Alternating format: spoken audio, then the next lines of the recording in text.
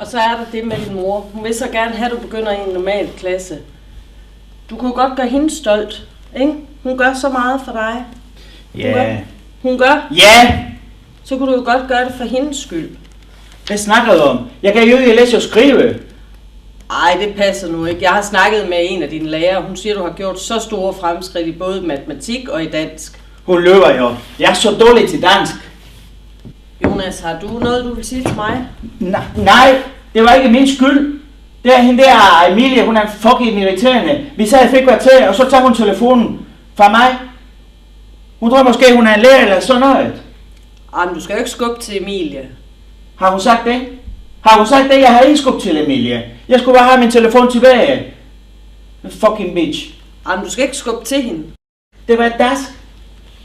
Ja, nu går vi to op og siger undskyld. Kom. Og hun gør virkelig meget for dig. Hun gør. Ja. Hun gør. Ja. Så kunne du jo også godt gøre det for hendes skyld. Ja, jeg hørte en klap. Det var dig. Ja, det er ligesom om, at du lader som om, at han skal gøre det, eller fortæller om, at han skal gøre det for hendes skyld, og det synes jeg ikke måske er så hensigtsmæssigt. Har du et bud, du kunne tænke dig at byde ind med? Ja, fordi jeg kunne godt, du kan prøve at sige til ham, at han skal... Prøv du at komme op og vise det. Ja.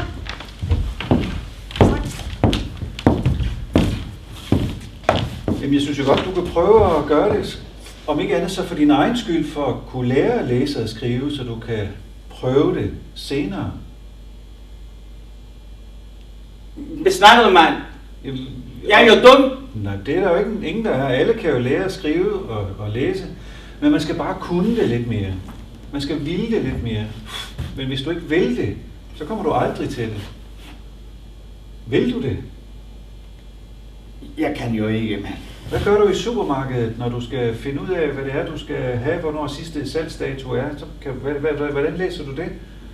Jeg er jo aldrig i supermarkedet. Hvad skal jeg i supermarkedet?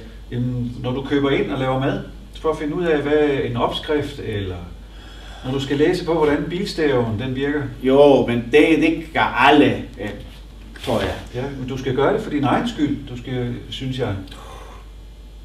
Ja, tak.